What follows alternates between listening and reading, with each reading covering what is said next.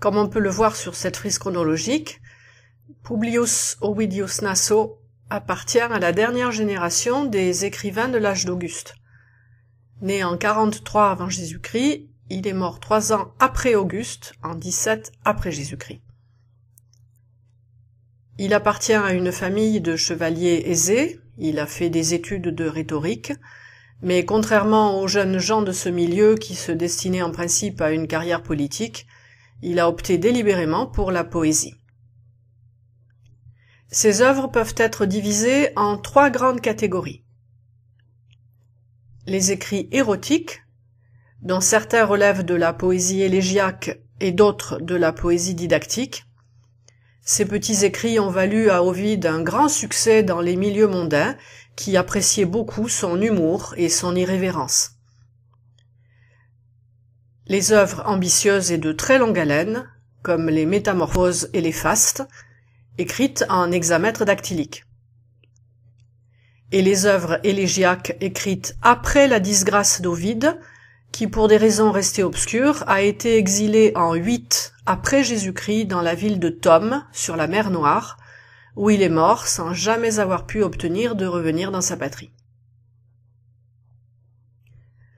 Le texte qui nous intéresse aujourd'hui est extrait de l'Art d'aimer, en latin Ars Amandi ou Ars Amatoria.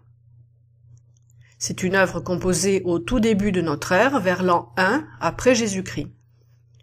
Il s'agit d'un traité composé comme un poème didactique à la manière de Lucrèce ou de Virgile, mais parodique à double titre. Techniquement, il est écrit en distiches élégiaques, ce qui contrevient au sérieux qu'imposerait une œuvre didactique en hexamètre dactylique, puisqu'un vers sur 2 donne l'impression de boiter. Et surtout, son sujet est provocateur, dans la mesure où il s'agit d'un traité de séduction, et même de drague.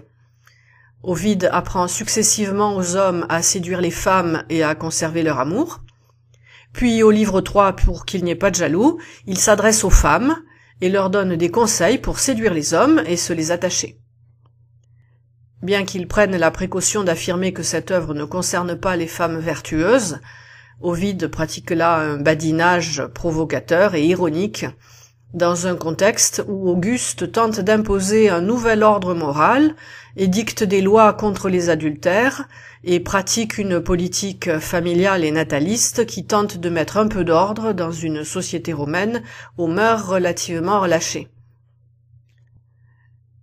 Notre extrait se trouve une centaine de vers après le début du livre 3, adressé aux femmes romaines à qui Ovide donne des conseils sur la nécessité de soigner son esthétique, se coiffer, s'habiller de manière à se mettre en valeur, quitte à tricher un peu sur son physique, etc.